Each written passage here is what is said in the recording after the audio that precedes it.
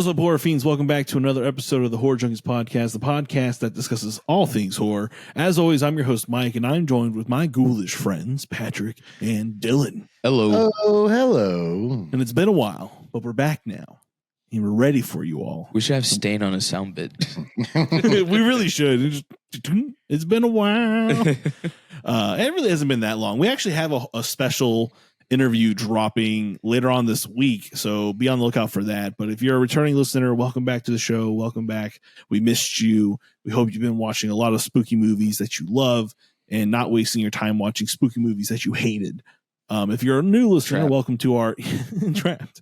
Welcome back to our, if you're a new listener, I should say, welcome to the show, and we hope that you enjoy it. We have a lot of stupid shenanigans planned for you. We are watching a movie that I have never seen before, which is... Oh, really? Yep. What the fuck? I told you that, guys. I told you this in the chat. I said I have never watched this movie. So we got a very interesting show planned for you with this crime neo-noir thriller movie that Dylan and Pat had been dying to talk about. It's a lot of things. It is a lot of things. It definitely is a lot. I can tell you that right now. But how you guys been? Good. I've been good. Been good? I've been good. I've been busy-ish. Busy the way I like to be busy, which is... And what's that? Kind of busy. Kind of busy, but not Kind of real busy. Yeah. Patrick's been a busy boy. Patrick over here fucking hawking pizzas, drawing He's the shit. pizza king of Orlando. He really is. He's the rightfully aired pizza king of Orlando, Florida. He's colonizing the pizzas out there. If you want a pepperoni hookup, he's the man to go talk to. They tell me to stop putting as much pepperoni as I do, so And what do you tell them? I tell them to go fuck themselves. You're a man of the people, okay? Yeah, I am. These people deserve more pepperonis, and I'm tell going that- to give it to them. You tell that corporate tyrant, Travis. Greedy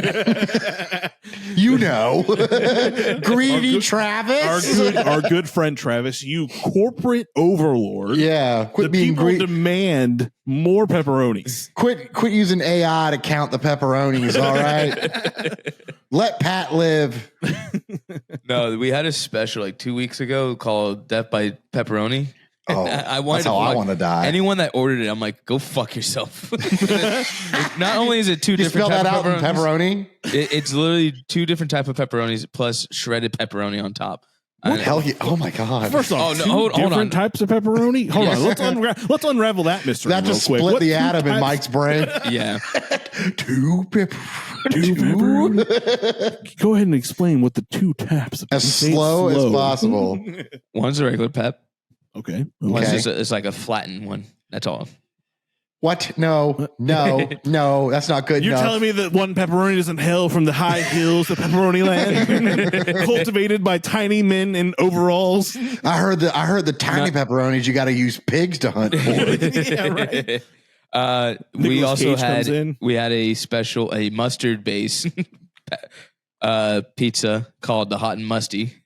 I love it. Was it like a There's cheeseburger I pizza? wanna- all right, divulge corporate secrets. Who comes up with the names? Are you allowed to say? We all come up. It's mostly Travis, but the Hot and Musty was done by our friend Max, who works with us.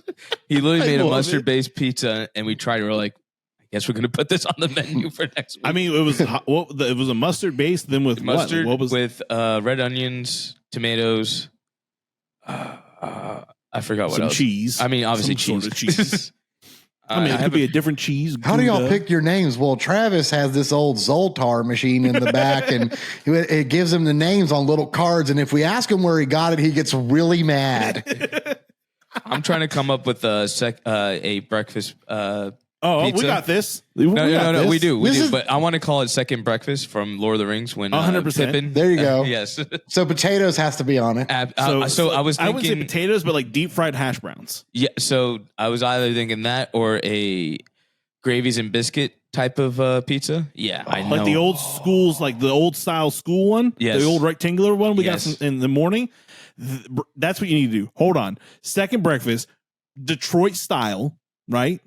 That is the fucking egg and sausage creamy pizza that we used to get back in school for breakfast. Yes. I'm telling you, that I would eat the fuck out of that. I crave that pizza in the middle of the night sometimes. The core memory is unlocked. It really is. all right, well, that's cool. Everyone's been doing their things. We haven't been doing the show that long in a while, but we promise we'll get back on it. We've just been a bunch of busy boys. I'm fucking tired. This time change has fucked me up for some reason. I hate it. I like, this is my preferred time. Like, I love it when it's like still light outside when I get out of work. But for some reason, my body said, hey, your 32-year-old ass is going to get uppercutted right the fuck now. I hate it. I like the darkness to come early. Oh, really? No, fuck that. Fuck yeah. You don't work in an office. You don't go to work to come outside and it's dark outside. It's so depressing. Gargoyles and goblins are out there in the streets of New York. It's like you go into work, it's kind of not that light outside, and you're like, all right. And then you go in and you like, thankfully, like where I sit on the 8th floor, there is a window next to me. So like I do get the sun all day long. But then as soon as I look to the left at 4:59, I'd be like, it's pitch black outside. Mike gets to see the sweet wonders of what's the outside like after work. And he doesn't like it when he walks out at his nighttime. It's like being at school when it's after hours. Oh yeah, dude. I just like it. It's like an unsettling feeling. I like it because I get up at like 6:30 for work, and when the time sprung forward, it's still dark outside. I don't want to get up. But when this time's back an hour, it's light out when I get up. So I'm like, oh, I should be getting up. True. Yeah. I guess it's a love, hate, win type of situation here, right? But 2025 has been, we're 3 months in, almost going to the 4th month of the fucking new year. We've had a couple decent horror movies so far, but nothing like 2024. But Pat, what do you got for the news for us? We can talk about some weird things that definitely have gotten announced. In the last, week. We got our first looks at the Toxic Avenger. That is true. I was somewhat concerned about them doing this as a remake, let alone like Hollywood doing it. I mean, but Tromo or die. Yeah. So one thing I do hate, I hate the Bloody Disgusting app because no matter what article you click, it's like ad, and then the X is like at the weird corner of your phone, and you have. Oh yeah. Here we go. Pause right there. It is too Bloody small Disgusting. For fat if you fingers. are fucking listening to this show, please, do better. I fucking beg you, not only to do better, but to please just give us on the app a subscription service. Let us pay you $2. If that's all we need to do to get rid of the fucking ads, to keep you from like having to, like right now I have it open and I got an ad for Shrek Knows. She Knows. And it's about Prince Louis' birth. And I will gladly pay you $2 to $5 a month to just get rid of all of these ads. Yeah. It is the worst fucking thing about their website. I use the mobile app. I don't really deal with it that much. Do you click on the ads? Because I'm using. No, I just don't. I don't really see the ads that much. Are they on mobile or PCs? On both. It's on the fucking mobile app is worse because it's hard to get fucking out of the ads when you're in the mobile app. On the website, it's not too bad. But brother, I got 35 fucking pop-up ads on screen right now. Yeah. It's almost like I'm about to get a goddamn virus. Yeah, but it's I got Inside Out 2. I got to join a mailing list. I got some ad about discomfort, lack of mobility. Did you win a new free iPod? It says here that a Nigerian prince is trying to give me some money. So I click OK. It's encouraging these companies to be like, oh, well, they like slap you with one hand and then they're like, I can help with that for $2 a month. And then they give you the ointment for the face slap they just hit you with. I will say that that's one thing I do applaud them for is not having like a price wall. I mean, it's great, but I think like the opportunity should be there for those who want it. Make it $1. It's just $1. I'll pay it. Gladly. Every company has an option where you don't have to pay. But this one does not. Do better, Bloody Disgusting. Sorry, Pat, continue. It's one of those things that just grinds our gears because we use this app we use Bloody Disgusting for a lot of our news source. And another thing that pisses me off is when you share a link from the mobile app, it like posts 2 images of the fucking article for some goddamn reason. I swear to God, I'm going to download Peter Griffin's "What Grinds My Gears" segment on my board because I think we do more of that than the fucking news at this point. You know what grinds my gears? Yeah. So, Toxic Avenger. What does everyone think? Did anyone see the images? I've seen the images. I love the original Toxic Avenger. I'll give it a go. I'll see what it's coming off. Fine. The makeup looks great. Yeah, but it's coming off like trying to be. It's like trying to be B-rated. But not being B-rated. It's trying to be. It's not being. You know what I mean? Yeah, it's not a B. It's trying to be rated. Yeah, and, it's like, I think it's going to show. I think they should just give the money to the Troma Studios and let them do it, and just let that go be the route that it goes, because they'll do it justice and they'll have that stupid B movie feeling. But so far the makeup looks fun. I mean, it's Peter Dinklage. I'm fucking stoked for that. Yeah, me too. But yeah, I mean, I'll see how it goes. It's not like my most anticipated movie to come out, but I'll definitely go. If I'll go watch it. Why not? I literally think it's like some CEOs like has the word Avengers in it. We'll probably make money off it. Like, there's a Disney tie-in here somewhere. We got to figure that. We got to play this one out. I ain't never seen it. You never seen the original Toxic Avenger, or what we're talking about generally? I know what you're talking about. I just ain't never seen it. The movie. But have you seen the pictures of Peter Dinklage in the costume he's wearing? Kind of. I don't think so. I think he was at Chicago for St. Patrick's Day Fest. They got footage of them filming some of the scenes for the movie. All right. I mean, hey, man, some people love Toxic Avenger. I think if they keep it true, if they try to keep it true without trying too fucking hard, it could be something fun and special. But we can also torture Dylan with this and make him watch both the movies. So, ooh, we totally can. I believe it had sequels. Yeah, it did. Oh yeah, there's definitely sequels. Yeah, I didn't know there was 2 movies. I think there's more than 2. There's more than 2. There's more than 2.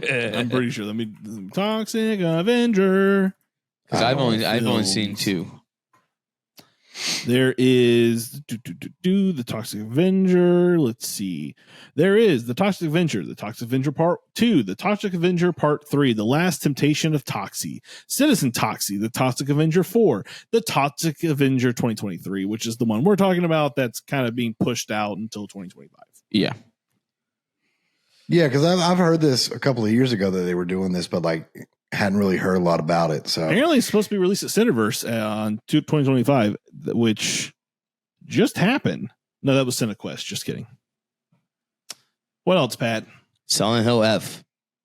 God, I'm so fucking excited. God damn it. That's right. I am so fucking excited. Did you guys watch The Transmission? Yes. Oh, God. Dylan? The Transmission, you mean like the trailer? They had a whole event for this fucking this drop. Nope. Dude, it was sick. Like they had a whole thing on YouTube where you can just like they had this cool little screen that was counting down, and then it just like debuted into this like really cool like setting that they designed. Like candles are everywhere and shit. It looks sick as fuck, man. I like Konami doing cool shit. Yeah, I like where the story takes place in the 1960s in Tokyo, I believe, or somewhere in Japan. It's somewhere in Japan. It's a secluded town, Ibisakua. Ebisugaoka. So however you pronounce that. Ebisugaoka. And all of a sudden a town in Tokyo gets fogged up. Mm-hmm. And then Silent Hill happens. So I think it's cool because they're kind of like playing with the idea that Silent Hill, the town, was just being affected by this fog, and it's the fog itself that actually does all of this manipulation of the world and creates all these beings and the nightmares. So I am so fucking excited for this, dude. Yeah, Silent Hill F. When I saw some of the images of gameplay in of the trailer, I was so immediately like, where's the wait list? Like, where do I sign up for this? Yeah, I'm buying this day one. There was a free game out last year of Silent Hill. Forgot what it was called. Played it for like a second, then just stopped it. It was like it seemed like it was a trailer for something. I don't know if it's for this game, but the gameplay for that was fucking insane. Yeah. But I mean, yeah, I'm still waiting for us to get PT back. We're never gonna get PT. Just accept that we're getting this game, and this game looks This game has a fucking display warning that says if you at any point you become uncomfortable while playing, go take a break. Yeah. Because I think they're really gonna push the carnage and nightmare of this game compared to the other Silent Hill games. And I say I want PT back, but we've gotten so many games that took so much inspiration from PT. So many. that we've pretty much got it in increments in other games. So especially how I see this game playing out. I'm like, there's a lot of this PG in game. this. I'm looking at the stills right now, and the scene where the main character you're playing with is on kneeling down in the mud, and there's like the reddish brown flowers and leaves behind around her. It looks fucking awesome. Yeah, and then not to mention the scene where they actually show whatever the fuck is coming at you in the alleyway down the stairs. I am so excited to be in 1960s Japan in a small secluded town. Just feels like the right choice for me for a next type of Silent Hill game to kind of break away from like the norm, like what we expect the Silent Hill game to be in that small town in Virginia, etc.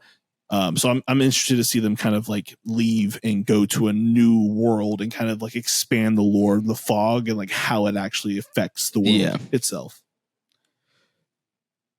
Neil Blomkamp is going to be working on a what a transition. Starship Troopers movie, and he is the right man to do it. He's the perfect person to do that. If he does it in the same way that he did District 9, where it's kind of like a mockumentary-esque, like maybe it's even propaganda documentary style at first, and then it leads into oh shit type of thing. Because look, we just played Helldivers last year. Well, Helldivers is getting its own movie. That's insane. Yeah, it was announced at a Sony event that Helldivers is going to turned into a feature-length film. Well, that was a whole we all stuck together and fought for democracy, and it was fine. Still do. So my friend Eli still plays, and he tells me all the crazy shit that's in it now. I'm just like, I can't go back. I served my country. Yeah. I've done my time. I've done my time. I swore I'd never get in a pod again. Yeah, right. I still play it today, but I'm excited for this. I think I agree with you. Neil Blomkamp is the perfect person if we were going to ever get a fucking, Starship Troopers sequel. I feel like he's the perfect person to do it. I don't know. I am concerned about like the comical aspect of it. Like, are they going to try to keep it right? Because the original movie was especially in the original movie, because it was done by the guy who did RoboCop, who did a lot of like inside the commercials type of like meta humor. Yeah, and I hope they do bring that, because again, in Starship Troopers 2, there was like the propaganda videos that they had to watch before going up, and I'm like, I want that. But in a Neil Blomkamp style would be so fucking perfect. Plus, what was his YouTube series? His like studio. That was also fucking cool. Yeah, like all his like fucking name of it. Oh shit! I know exactly what you're talking about. Oat Studio. Oat Studios. Yeah.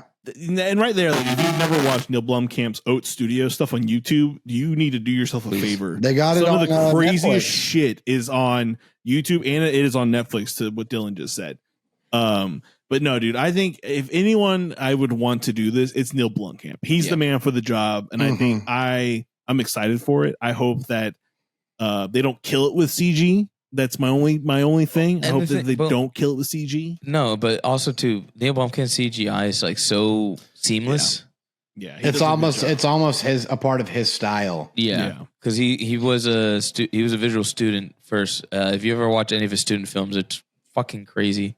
Yeah, he's really good at making sure that his CG doesn't stand out. It's just like the golden era of Marvel CG, because like Marvel CG has gone down the toilet with the amount of people, the amount of production they're doing, and not putting a lot of money into visual effects anymore. Well, watch new Daredevil. You'll get a bunch of practical. Oh, really? I haven't watched it. I think I'm going to wait for it to be done entirely. Are you caught up with everything that? How could you wait? I can, brother. I just have it in me. Yeah, I just suggest watching fucking. You have to watch the Punisher series, and it's less torture on yourself. I've watched both Punisher seasons, so I feel like I'm good there. That's all I need. Yeah. Do I need to rewatch the original Netflix series or no? Not really. I mean, it ties right back into it. Yeah. Is it as violent as the Netflix series? Yeah, yes. Thank God. Okay. I was like, I want to watch it. Don't get me wrong. Like, I love the Daredevil TV show that Netflix created. So I love to be able to just like sit down and just watch it. Usually if it's got 3 or more episodes, I'll sit down and watch it. Just because it takes, it's got 3 right now. I think you also have to watch the new ones on Tuesday. You have to watch not Hawkeye, but the other, his whatever She had a TV series, and Frisk is like a villain in it or something like that. I didn't see it, but I mean, it's really. I mean, I'm being able to watch from episode 3, and I'm still caught up with what's been going on in the Daredevil series. So let's see. I'm trying to figure out what I need. All right, here we go. The ultimate list of what to watch before Daredevil Born Again. Let's see. I just want this to be a list. So Daredevil season 1, obviously. Daredevil season 2, obviously. The Defenders. Yeah, you have to watch the Defenders. No, you don't. Daredevil season 3. Just do it though. And then The Punisher season 1, The Punisher season 2, Hawkeye the movie or the TV show. TV show. TV show. Yeah, Echo. Echo is so it's I think his daughter or something like that.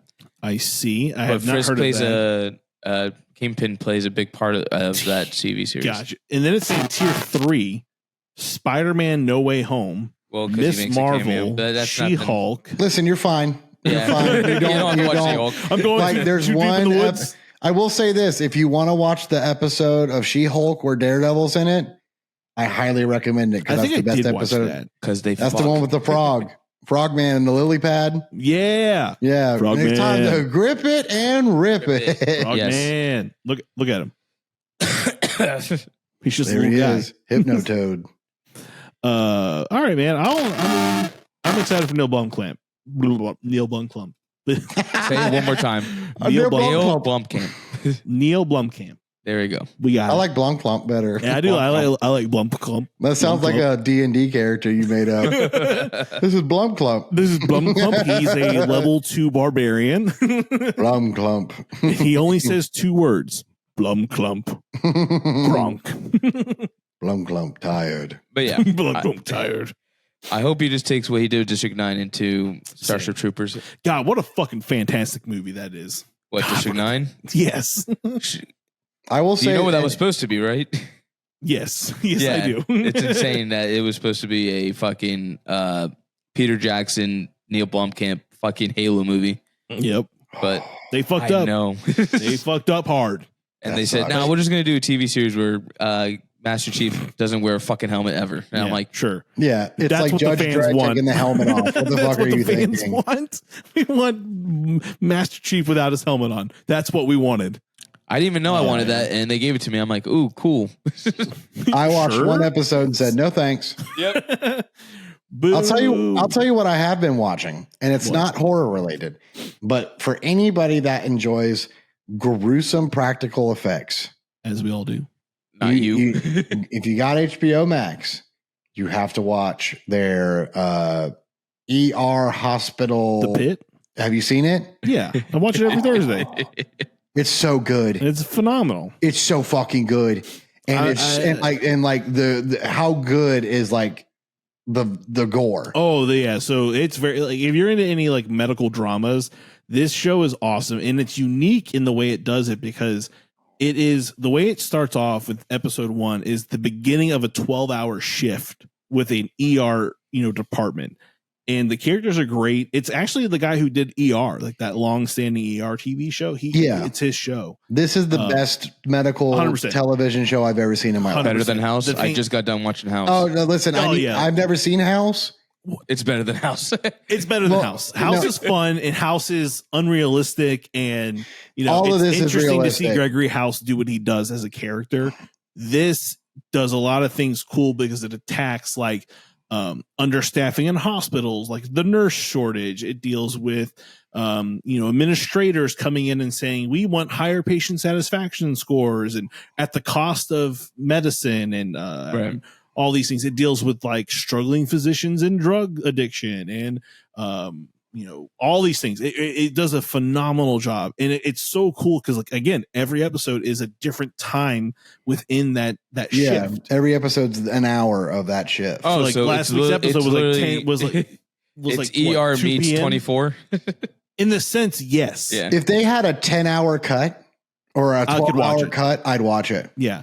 It's so gripping, and the characters are like Dr. Robbie is awesome. Oh yeah. What's going on with Langdon is insane. I think we're gonna get a physician suicide. I think they're gonna tackle that as well. We dude, the last episode, the birthing scene. I was eating. Oh, listen. Oh my! We were eating dinner, and I was like, I took a bite. What the fuck were we eating? Oh, we were eating like just sushi. I don't remember what we were eating for dinner. I took a bite, and I was like, I looked up, and I was like, no, that's not what I want to see when I'm eating. I'm telling you what. Well, Shorty was at that point you make a decision. Your fat life into herself.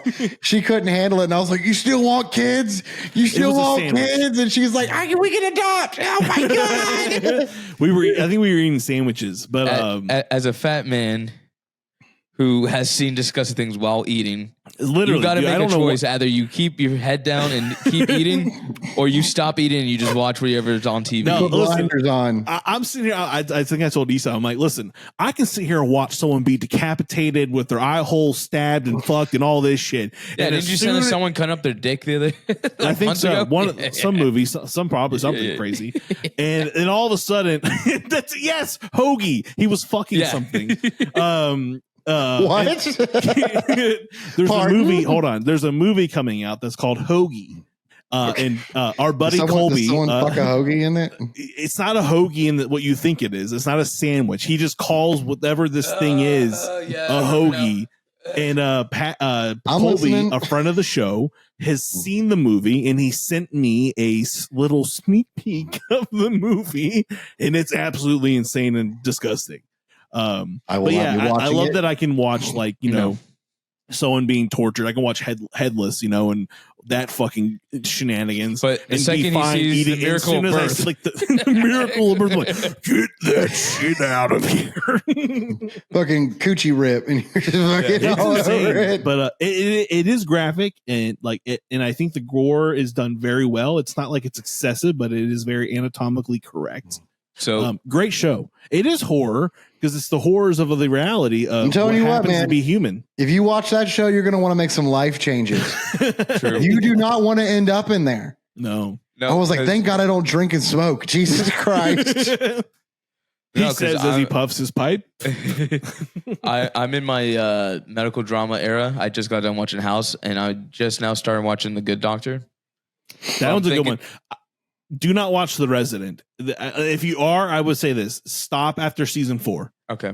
After that, the show just like loses itself in the like the last 2 seasons, and like they just ruin every character. They ruin all the storylines.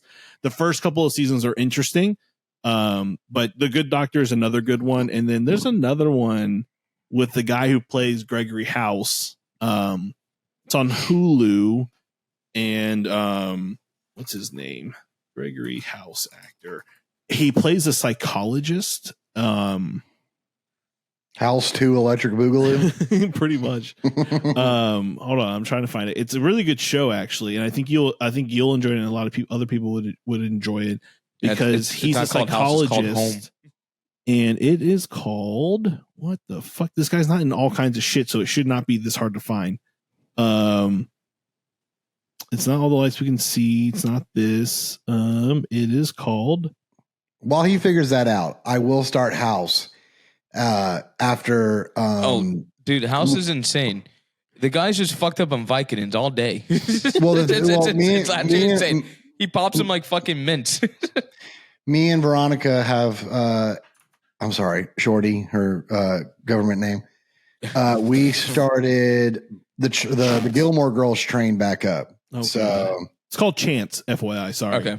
It's a good show. It's based in SF. He deals with like memory and like with sense and stuff. It's a really cool show. Yeah, listen, y'all. Listen. Okay, I got some Gilmore Girls going on. Well, all right. Welcome to the Gilmore Boys podcast. The exclusive. Now listen here. You mean to tell me Lorelai is going to marry this man and not Luke? Yes, he's there. Are you fucking serious? Wait, this is the teacher, right? Yes. And it's like they barely known each other, and everybody. Okay, so you mean everybody in the town except Lorelai knows that Luke likes her? and they all gather outside of the diner window to see her break the news. They all see it, and not Lorelai. Well, you're going to soon learn that Lorelai is the worst character. I have not liked her in all of this show. I have not liked her once. I mean, listen, hear me out. I still want her to be happy. That guy is not a bad, but the professor's not a bad person. He's actually a really good. No, he's but actually it's not Luke. It's not Luke. It's not Luke. It's not Luke. God damn it. Okay. Well, just hold on out, Dylan. You only need about 3 more seasons, and then you'll be rewarded. You mean to tell me the town can only have one troubadour? Yeah. Come on. If it's on fucking what's his name? Who's the town mayor? He's the only one that sings without using the word "la" for every goddamn lyric. Taylor, that's his name. Fucking Taylor. Fuck. Taylor. The Founders Day, motherfucker. God damn it, fuck Taylor. All right. Luke's an ally. For real. Luke is an ally. Yeah. Just keep watching. I mean, you'll get there. I mean, just skip stuff, dude. You don't need to fucking really watch this show. What is there? We should make a non-filler. Is there filler episodes like anime? No, we should make a non-filler list for Dylan. Yeah, I mean, there is if you're trying to stick to the core points, there is the Lorelai love interest that kind of fade away. There's the cool parts with Rory, right? There's the who's her first boyfriend. When am I supposed to hate Dean? Yeah, automatically. You should just hate Dean regardless. But I haven't been given a reason yet. You'll see. Dean's going to be a lot of oh, you're so smart, Rory, and what am I going to do with my life? He is like that. He is like that. That doesn't make you hate him. Then you youngster insecurity, man. Fuck that kid. Now you're in the Dean. So then there's Dylan Jess. Sympathizer for the people that can't. You gotta get to the Jess era. Then there's the Logan era. Oh God! And we all know the Logan era. Yeah, the best era. I guess I'll soon find out. You will. Anything this else, should Pat, be a podcast. God damn it! It really should. The amount of times I've watched Gilmore Girls. It can be. If the people want Gilmore Boys, we will give it to them. Drop it in the chat, people. If you want the Gilmore Boys spin-off podcast featuring your boys, we'll give it to you because I watch Gilmore Girls at least once a year. What's up? Are you trying? I think I'm stroking. Yeah, I think you are too. I've watched so many times. Speaking of glitching out, let's get to the episode. Well, hold on now. God, all right. Also, I want to talk about 825 Forest Road. God damn it! What? Have y'all seen the Black Mirror trailer? No. There's a new season of Black Mirror coming out. Oh shit! There's a trailer for it. Is it just a live feed camera of the world around us today? No, I'm just saying. I mean, I don't know if I need to fucking watch a show when I can just turn on the tube and it's like making college students disappear. It's literally just every episode's a different thing Elon's doing wrong. Yeah, it's so funny too. By the way, that they were like, "Oh, yeah, Elon just fired all these people," and the judge was like, "No, he didn't. Everyone come back. No, you can't do that." That's so stupid. What? Come on. You know what? Yeah, you should be fired. You stop pointing, Elon. You're not doing anything. Yeah. Meanwhile, it's a fucking fire sale on Teslas on the White House lawn. You can get one of these bad boys for $59.99. Trump Sunday. He literally said the cars have all the computer. All the computer. One singular. I love the Tesla. They got all the computer.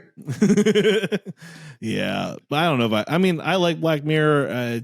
It's always a bit rough of a watch, especially because I'm wondering what they're gonna really focus on this year. Well, they took their time, and if they don't have a lot of material now, they got it now. Yeah. They certainly do.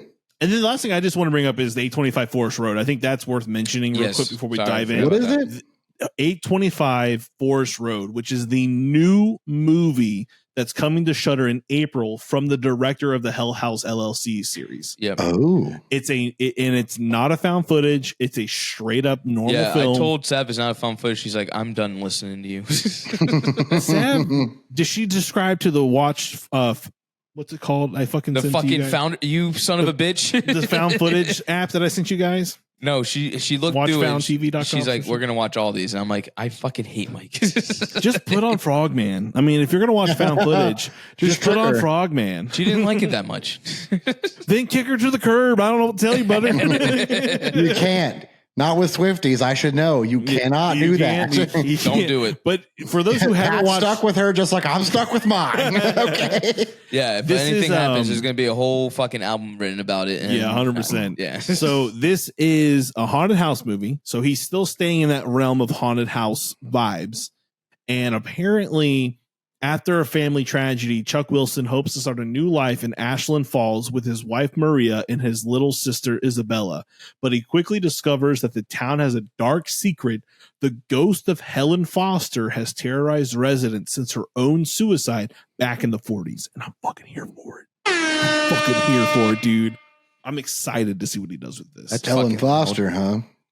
The ghost of Helen Foster, taken before her time due to melancholy. She had too much blood. She had too much blood, everybody. Oh, that's and get the leeches. Get the leeches. She had too much blood. Her hysteria. She committed the suicide, and now she haunts us. I love medieval ass fucking doctor shit, dude. It's the best. What's the problem? Is it a ghost or too much blood? Get the elixir from my cabinet. She's got too much blood. Very rarely is the cure for whatever's happening to someone less blood. You're not wrong. I'm not saying never, but very rare. Oh man! Well, look at me watching The Pit, Nosferatu. and now I know everything. I got to rewatch Nosferatu. I need my Willem Dafoe to say too much blood. My mom and dad watched that. I knew my mom might like it. I wasn't sure about my dad. That's not really his bag of a movie. They both thought it was tremendous. Of course. Yeah. It was robbed. Junior's on board. And Junior's on board with the hairy mustache hell yeah, horny vampire. Hell yeah. It grew on me. Yeah, you damn right it did. Yeah. But okay, so we're moving into the movie today. And today is a movie. We discussed it a little bit on the show before. Dark City. And this is my first time ever watching it. And just to give you guys a little splash of what this movie's about. So Dark City from 1998 is a neo-noir science fiction film directed by Alex Proyas. And if you never know who that motherfucker is, he gave us iRobot and then a bunch of shitty movies following that. Hey, he gave us The Crow. Chill out. I said after iRobot, Yeah. Not before iRobot. Got you. The movies following iRobot have been stinkers. This movie is known for its atmospheric visuals, its existential themes, and a unique blend of like horror and mystery. It's kind of why we're talking about it, because it kind of feels horror adjacent. And then the story really follows this character named John Murdoch, who's played by Rufus Sewell, who wakes up in a bathtub with no memory, only to discover that he's wanted for a series of brutal murders. And as he pieces together the truth, he realizes that the city is controlled by mysterious pale-faced beings called the Strangers. And no, it's not the Strangers from the movie The Strangers. These are Prometheans from the Alien franchise. Well, they're like they're more like spirits within Final Fantasy, kind of. Yes. Nah, dude, these are the Prometheans. These are our creators. Well, no, I wouldn't say they're the creators. No, I'm just kidding, because I saw him. Okay. I saw him. I was like, this guy looks like one of them Prometheans from Prometheus, but he's emancipated. They're the Prometheus. No, the lore with them is really fucking cool. They're alien species that take over dead bodies. Yeah. Which is fucking cool. It's like, they're like little body snatchers. They even had the little kid. Yeah. The little chatter boy. What was his name? Mr. Speed or something? Not the kid, the main one? The little kid. I don't know the main. The one that bites him. I think his name is Mr. Speed. They're all named Mr. something. Like Mr. Hand is the main one. Yeah, Mr. Hand is God, what's his name? He's in Rocky Horror Picture Show. Richard O'Brien. Yeah. Richard O'Brien. Yeah, he played Riff Raff. Riff Raff. Hell yeah. Yeah. Doing the time warp. And you would think he was in more movies with how good he is in this fucking movie. Yeah. Yes. He is creepy in this movie. Everyone's fucking dude. So the reason that we even brought this up, I think it was like one of the episodes we were talking about The Matrix. I'm like, Yeah, but there's a better movie out there that came out before The Matrix that did pretty much almost the same thing. Pretty much. I mean, I said Dark City. Besides very like the adjacent. actiony stuff, and Yeah, the movie came out like what, a year before The Matrix? it did. Yeah, it came out 99. Yeah, 99. So it was a year. This after came out in before. 98. So that means this movie was made probably 96, 97. Yeah.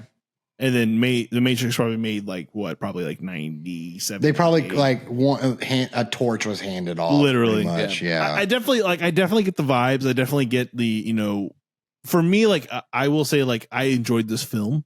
Yeah. I've never seen it before, so it was interesting to watch this for the first time. Yeah, I did not know that. That's I think for me, the story is cool. It didn't really lose me a lot. But what I think really makes the movie enjoyable for me is like the crazy cinematography and the sets. The fact that like they built all of this, and I think it's really cool how at midnight everyone goes to sleep and the world kind of starts shifting and changing. Yeah. And when you understand like what's really happening, it's kind of crazy because there's that narration in the beginning of the movie. It's kind of like explaining like there's this race and they've left their home planet and came to Earth and all this kind of stuff. And they're, it's very ambiguous with like what they're trying to do really. But I enjoyed it. I was stoked when I saw Kiefer Sutherland in this and, the guy, what's his name? Rufus Sewell and Jennifer Connelly, stacked cast. The opening scene when he wakes up in the bathtub with that emerald green tile everywhere, I was like, this is fucking terrifying. Yeah. To be just waking up in a bathtub and not know where the fuck you're at and what's going on with you. I think that was awesome. Yeah. And I watched it on a director's cut Blu-ray. Okay, so I own. That's what I want to talk about is because I asked Mike if he watched the director's cut. He doesn't know if he did or not. I didn't. So the director's cut, so the theatrical does explains pretty much the whole movie through a monologue throughout the beginning of the movie. And it kind of ruins a lot of the reveals of the movie. The director's cut does not have that.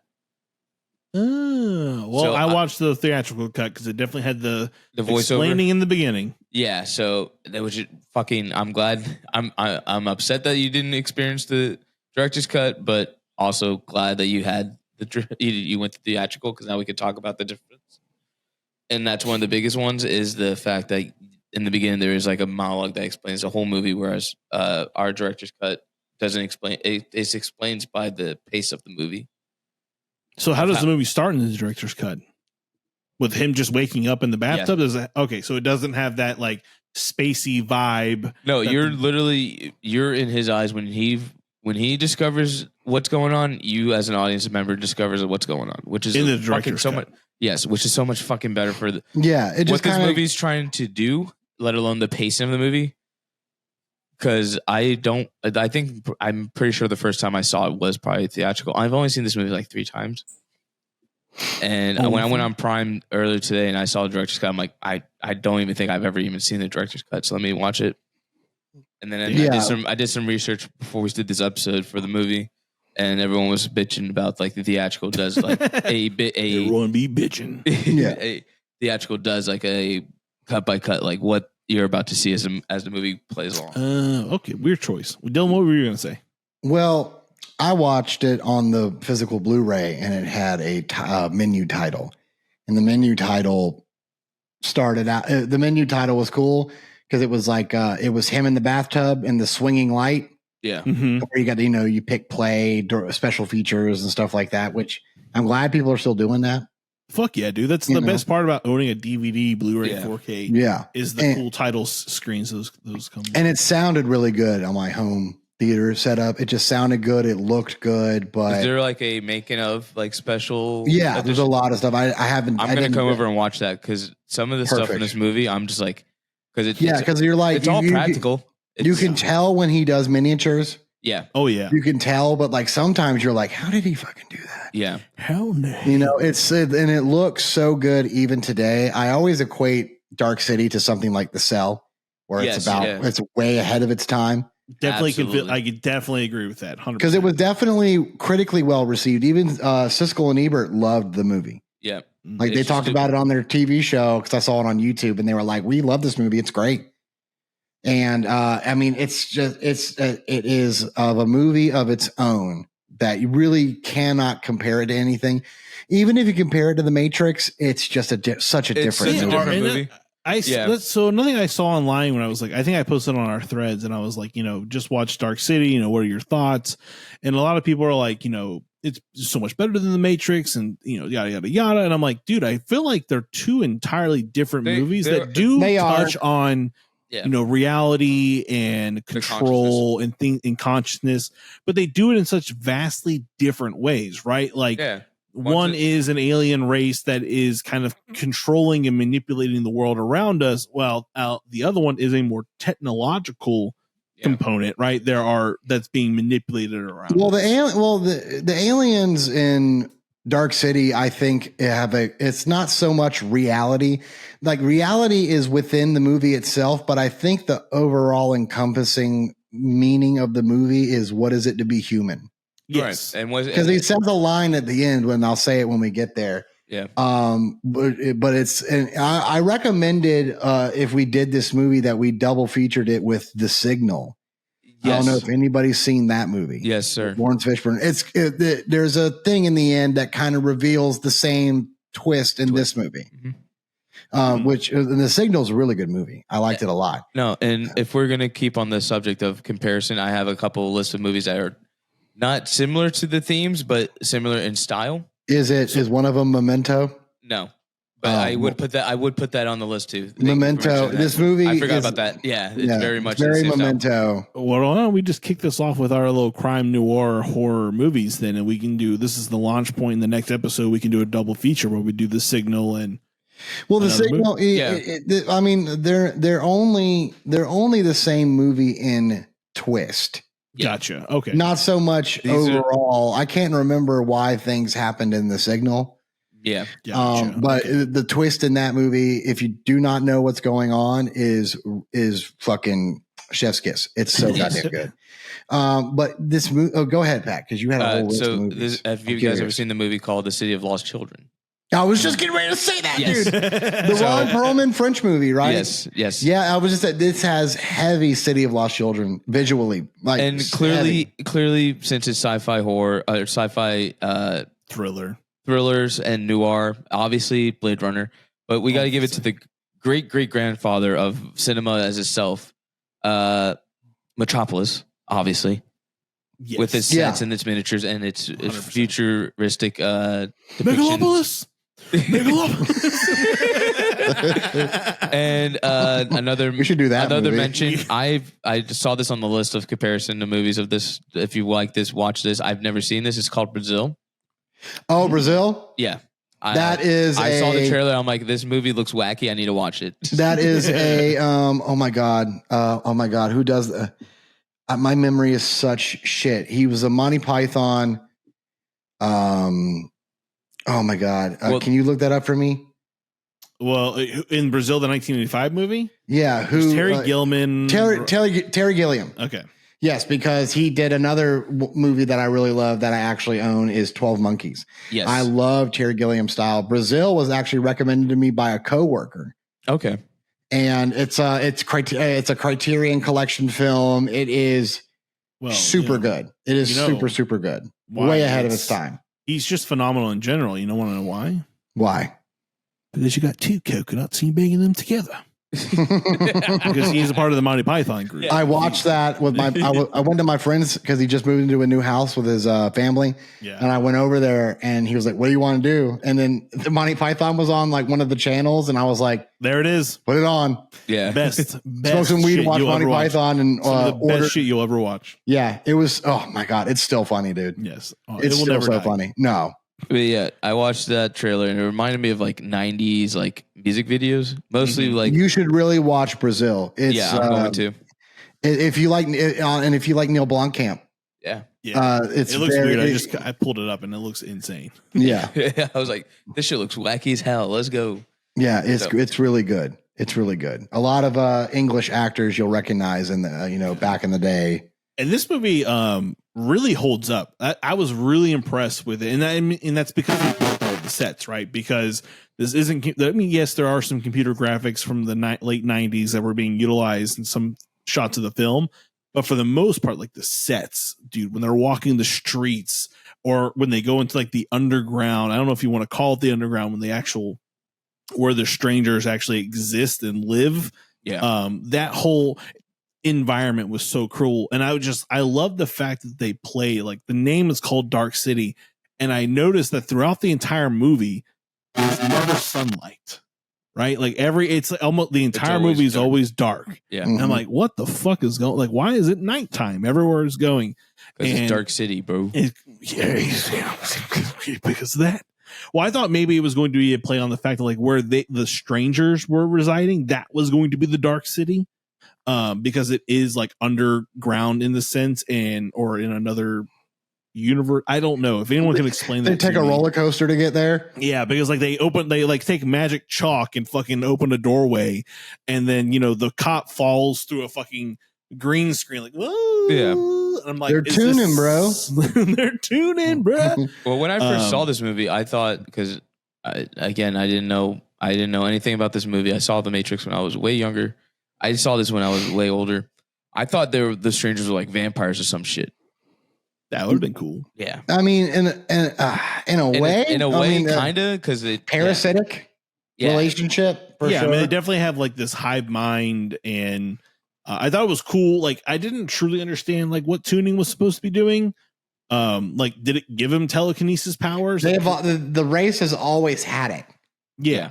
So it's like they use because it's their proprietary technology. Yeah. So they can all tune. So they all tune together to basically use that power to twist and morph the city however they want.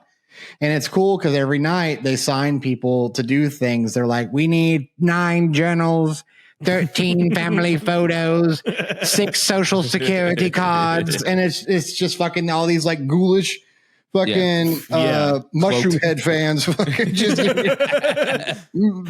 out fucking fake IDs. So I was really trying. That's like, I get like the ultimate goal from the stranger's perspective is to like understand the human soul and believe, like in like that belief that unlocking the secret individuality will like save their species from extinction, which was really interesting. Like, I was like, this is so weird, but they don't even know if that will work. Exactly, they don't know. But I think this is what this. So that might be what the Dark City is a simulation of how it may work, or again, it's because it's a simulation, so it's some form of experimental test. But why 12 o'clock? Riddle me that, Batman. Because it's just a reset day. That's a reset. It's just a reset day. Yeah, that's. So is everyone living the same day over and over and over again? No, because all the memories are switched around. It's like, dude, it's so funny. Every time he walks into the hotel, I just go, no days off of good behavior. Yeah. Because he walks in and gets the hotel room, or he goes, he's just going to his apartment, I guess. Mm-hmm. And the guy that works the front desk, when the clock strikes midnight, everyone falls asleep except him. Except for our main character, John Murdoch. Yeah. So, such a 90s name for a character, really by the way, John Murdoch. Damn. Yeah. So he's the only one that's not affected. Why that is, I don't really know. Nor do they ever try to explain it. And I don't think the movie needs no. to. Keith Sutherland's character does explain it. That's true. He does. He's like a human evolution, a misstep, or like he's just been he's just been able, because he's not the only one that's woken up out of it. Mm-hmm. Right. Because there's the police officer who is the partner to William Hurt's character, who plays a very good 50s noir gumshoe detective. With his fucking 6-shooter revolver, his fedora, Jennifer Connelly. Yes, sir. Oh my gosh. You're playing the typical, lounge singer, I ain't seen him all weekend, honest. Like, you're gonna rough me up, detective. Like, she's really timid. I love when she's singing, the facial expressions of like, it's intimate, but also kind of like scared in a way. I don't know. I just kind of noticed her face when she was singing was different. She definitely sets a tone for her character face wise. But their own adventure together, I guess, just gives it that classic LA detective noir feel to it, but then you've got the science fiction aspect meshed into it. And then you've got the fucking slight horror visuals aspect into it. Mm-hmm. And it all just blends into this like dark green, slimy kind of fucking city and existence. Everything's like, it's just so visually fucking awesome. And all the characters are top notch. Really. Oh yeah. The cast is stacked. The acting is superb. I loved when I cannot remember his name, but the guy who injects all of John Murdoch's memories into his brain. Yeah. Oh, Kiefer Sutherland's character. He's Dr. Daniel Schreiber. No, not Daniel Schreiber, the alien that actually does it. The one who becomes who takes over John Murdoch's memories. Oh, that's Mr. Hand. Mr. Hand. I thought that was really interesting because there's this whole reason why this detective is looking for John is because there's been these brutal murders of sex workers. And you're like, oh my God. And he wakes up in the movie and sees one with these little swirls carved into her. Mm-hmm. And I was like, oh my God, it's Junji Ito. Oh my God, watch out. Yeah. But then, you're watching this movie because he doesn't remember and you don't know what's happened prior to him waking up to in the bathtub, minus all the flashbacks. You're like, did he kill these women? And then when Mr. Hands gets the fucking needle to the frontal cortex, and you start seeing all the memories, you start seeing him murdering all of these women. You're like, holy shit, this guy is a fucking serial killer. What the fuck? Yeah, he's terrifying. And especially the way he talks. Yeah. Is like a really calm, sinister tone. Like, where are you going, Mr. Murdoch? It's just very yeah. It's just, and they just and they're all so tall, slender, skinny, wearing these overcoats, and they're all black they kind of like Men in Black. Yeah. And not the Will Smith movie, but the actual, Men in Black. Kind of give that look as well, which maybe that's what they could possibly be. Yeah. I don't know, because some people think Men in Black are aliens, but we'll uncover the truth. We're going to find a Men in Black facility and we're going to storm it. I heard they're doing more with Dark City, by the way. Are they?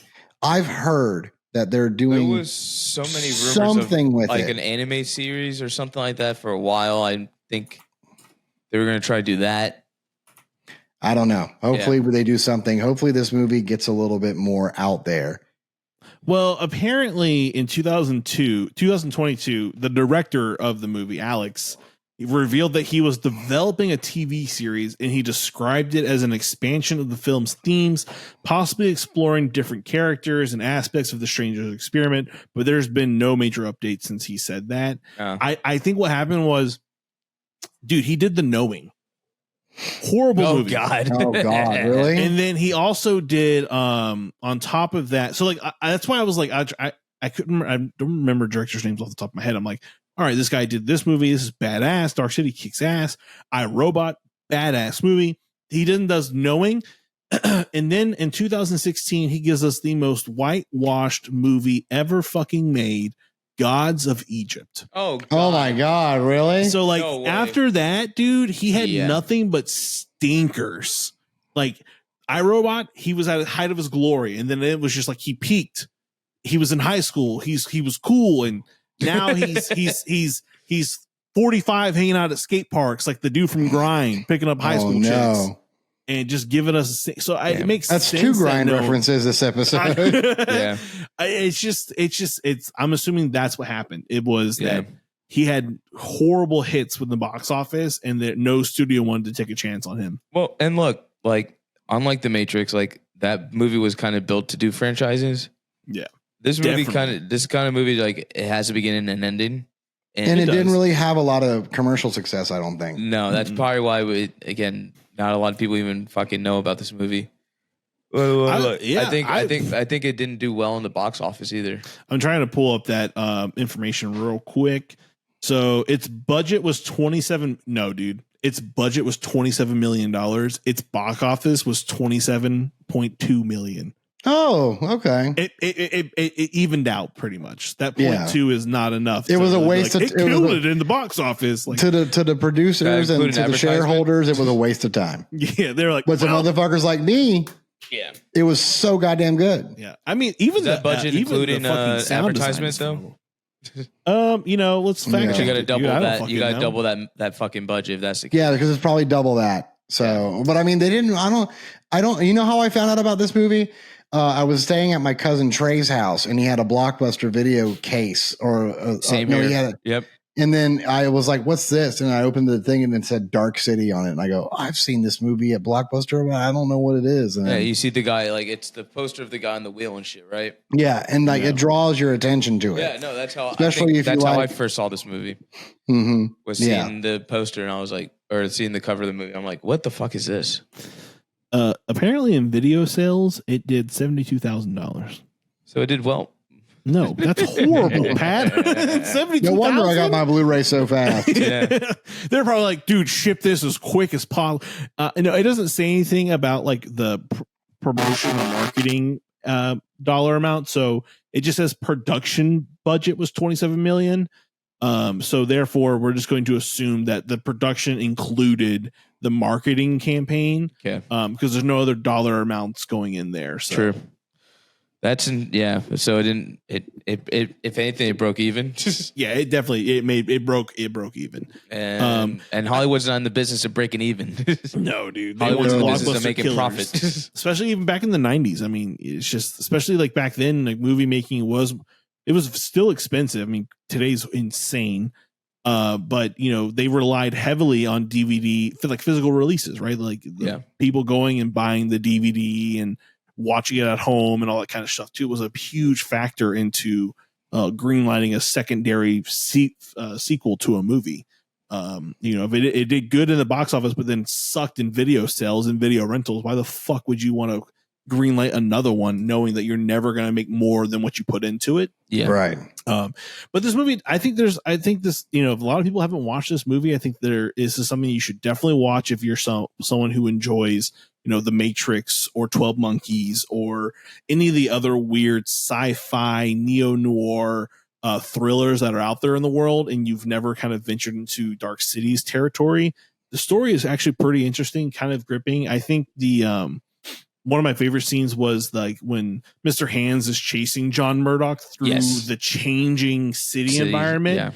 Yeah. And it's so cool to see like, different building archetypes from different time periods of the world, right, popping up and being manipulated. So you got like buildings from, early 1900s and then whatever time frame this movie really takes place in, like those types of buildings being constructed and manipulated. That was really cool. I love that. And I think that plays in the aspect of like, even as an audience, you're kind of like, because you're going through this journey with him and you're not even knowing what time period this takes place, let alone like where the fuck it takes place. Because again, this is all just a simulation of I'm predicting like what these aliens have developed as like the human nature and the human structure. So they just put it all in one place. Also, is the Earth flat in this movie? Is that what was shown to us? No, their world is. Even though flat earthers do believe in the fucking simulation theory and all that shit. But there's there was a point I tried to make earlier about, do they remember and they're like this, every day it resets. Do they remember everything? It's like, cause when everybody goes to sleep, they kind of come out and they implant new memories in people. It's like the couple that was sitting in the shitty apartment and now they're in a grand foyer.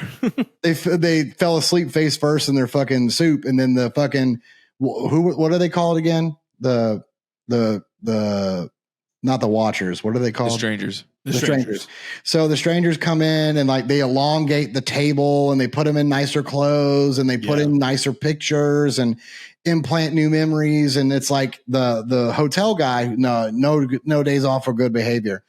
The next day, it's a different man at the hotel and he's working the newsstand. Yep. And so John Murdoch realizes that. Like he has a flashback of seeing him at the hotel. Yeah. So these are, my guess is the aliens believe that if they see enough people in different situations every day, they'll see every aspect of man. Right. Yeah. Or every aspect of what makes a person.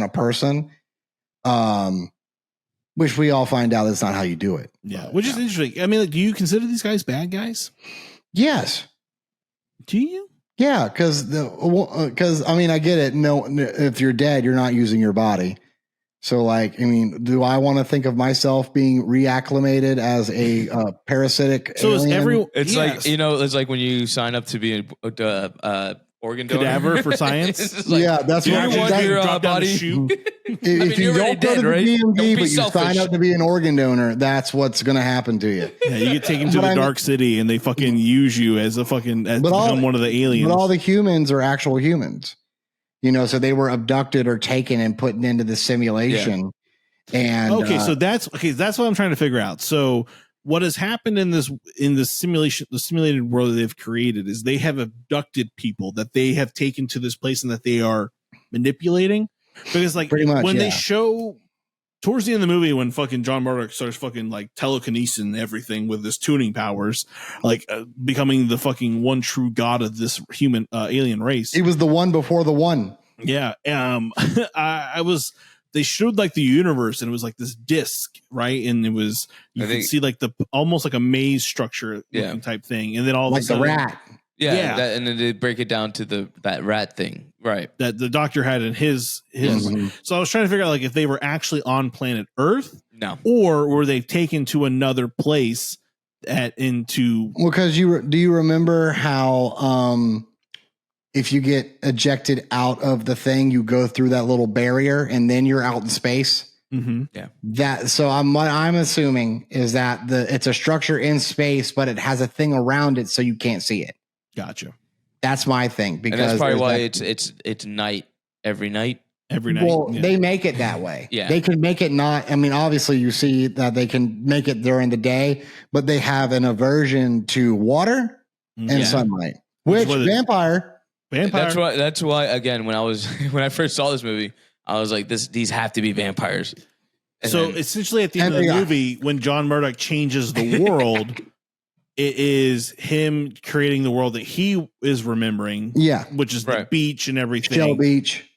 Beach. Well, because so they're all still stuck in the simulation, regardless. Like even though he's, Do you Take- go ahead, Mike? I'm sorry. I was saying, since even though he's like kind of like not really defeated, but kind of like showed up as like I'm more powerful than all of you.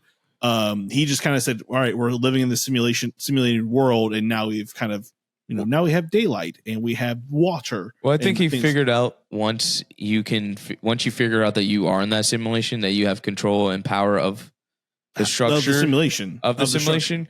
So knowledge is power, and So- then if you have enough money and power, you can be God. The bigger question is, does he then tell other people that they are in the simulation? I just think Or he quits does he- reprogramming. Or people. does he just Stops. the process, creates the simulation to what he wants it to be, and then that is the world. So therefore, And I he think he did. technically becomes a god And technically, I think he did by going outside, seeing to the pier. Yeah. to the pier, and then right across the pier is the Shell Beach or whatever, Mm-hmm. Shell Beach? Yeah. which is his only memory that he attained throughout the whole movie. That this beach is something. Yeah, because he Therein goes to lies his he- uncle's house and then Yeah. he gets the book he got when he vacationed there as a child, but it was blank. Blank. Yeah. Yeah. And his uncle had all the photos of when he was a kid. And he's like, Interesting. these aren't So real. then he becomes God. Yeah. That's essentially what I was trying to get at, because like Yeah. I understand the fact that like he has acknowledged the fact that he's living in a simulation and he has the power to control that environment and manipulate it to how he wants it to be. So I just didn't know if that level of consciousness is applicable to the other humans that are in this world, Well, or is it something that only he can truly obtain because he has the ability to tune, 'Cause he he's the has one. the ability to check like what's reality and what's not reality, yeah. and then create this world in a vision that he believes is better, that the rest of the people kind of just live in now. right. Well, if But they could that's have part of- expanded on it, then maybe someone else could have just developed the ability to tune, maybe.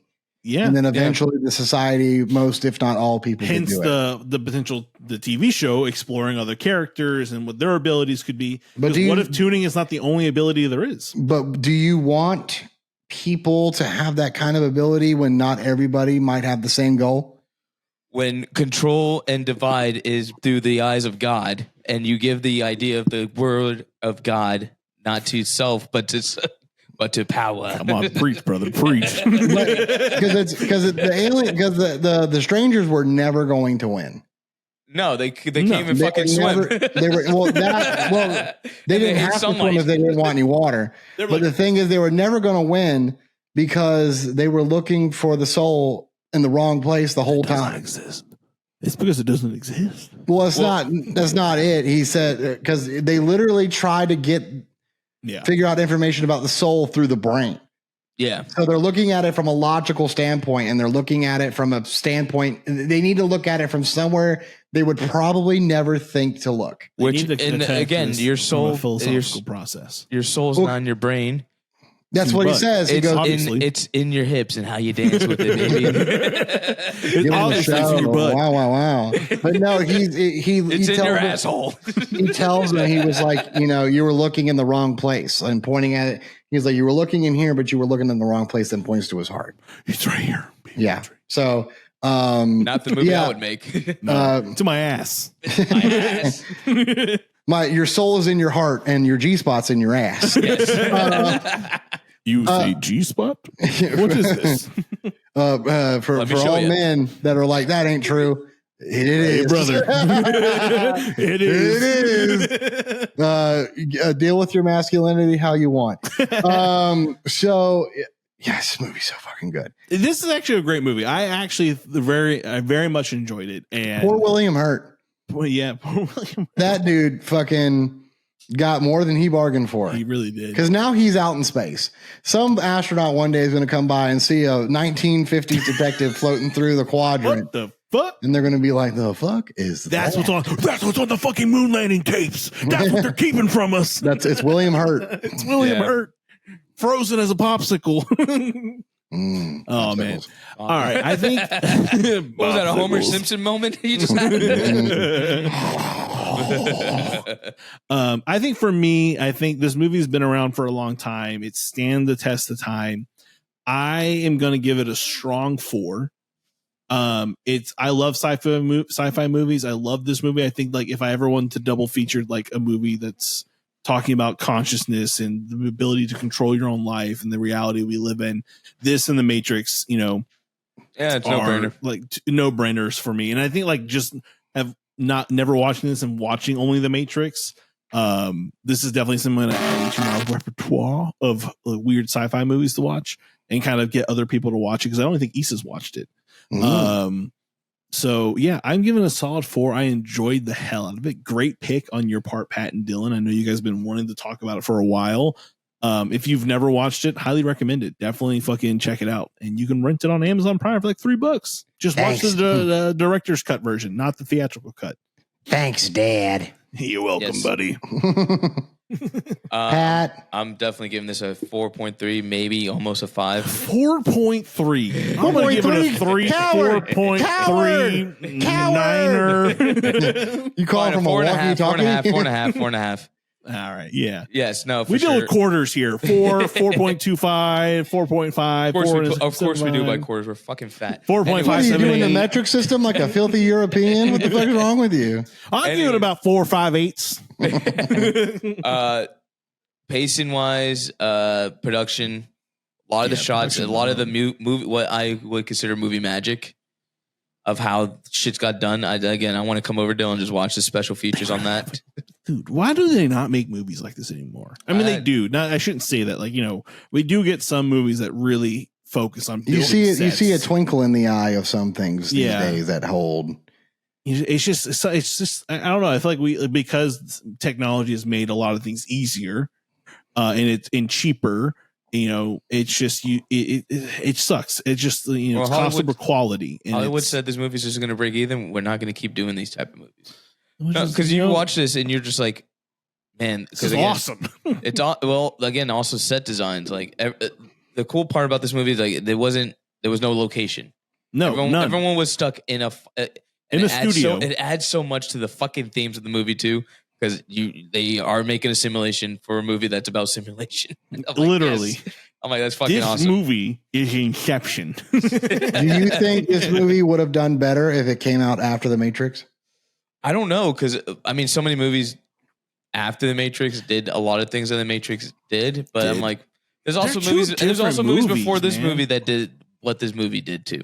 Right. Yeah, and I just think that anyone who's trying to compare these movies is like Apple. There is a point based on like themes where you can really compare the two: control, reality, simulations.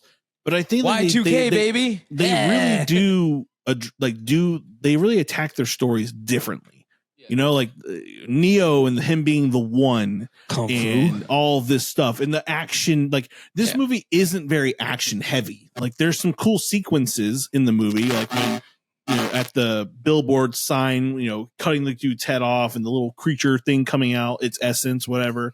Like that's really cool. But like it's not the Matrix is gun heavy action fighting kung fu. Like This it's movie, so different and feels so different that I could watch them both back to back and be like, I'm not watching the same movie. no, Right. I feel like the Matrix is just Dark City plus Exactly. plus action and guns. Which I'm again, here for it. It's Dark City, that's way more of no a ads. that's more of a selling point to the American culture at the time and still to this day. It's like, hey, we have this philosophical fucking themes about human consciousness and the world that we live in. Also, fucking kung fu and guns. We got guns and kung fu. Fucking 100 million blank check. Let's go. Yeah, and look, it made fucking movies beyond. It has a franchise, and I don't think Alex had the intention to make this into a franchise. I think he was just like, this is a fucking cool concept and an original idea. Yeah, completely, because it's not an IP. It's not based on anything. Nope, it's just and same thing with the Matrix. But the Matrix has so much like, again, a crop pot of other things that it just mixed and it worked. Yeah, because again, you could also compare the Matrix to fucking Ghost in the Shell, and that also 100%. has the same themes of the human consciousness and everything. all like everything, anything. This is what sci-fi is about, bitches. Literally, from the time sci-fi was originated in its writing, it was always talking about time and space and reality, simulations, and you know what it means to be a human and all this kind of crazy shit. Sci-fi kicks ass. Yeah, sci-fi isn't just Star Trek and Star Wars. It's these really cool, weird worlds of exploring what it means to be human. All right, Dylan, your turn. 5. Oh, yes, sir. 5. To me, it's and ladies and gentlemen, that man does not throw 5s like nothing. All right, no. Although this year I have noticed you've been throwing a little bit more 5s than usual. He has. He really has. What else have I given a 5? You gave I would Long say Legs this year, a 5. Long Legs a 5. Nosferatu, I think you gave it a 5. Yeah, well, those were just, you know, I mean, those were the only 2 I probably gave. Yeah. That's more than usual, buddy. Well, you give like 5 to one movie a year. I've always said that a movie to earn a 5 has to stand a test of time. It's like when a band covers a song, it's like you kind of got to give the band some time before you cover stuff. It's like watching bands cover newer artists. So I'm like, why are you doing that? Cover Hatebreed, cover Terror, cover, you know, other stuff. Cover fucking Marauder, you know, but dude, cover Marauder. More bands should, honestly. But yeah, it's a movie that like has reached the hump of like age, and it's aged like the best wine. Cork's never been taken off. Nope. No, you know, it's just, it looks good to this day. The performances are still iconic. Kiefer Sutherland really eats that role up. Yes. Like really goes into his like Renfield kind of like persona, the noir aspect mixed with the sci-fi and the little bit of horror when it comes to the strangers. I think even the director's cut being under 2 hours, being an hour and 50 minutes, I think is still great. Yeah. This movie's paced well, so it doesn't feel... It's paced well.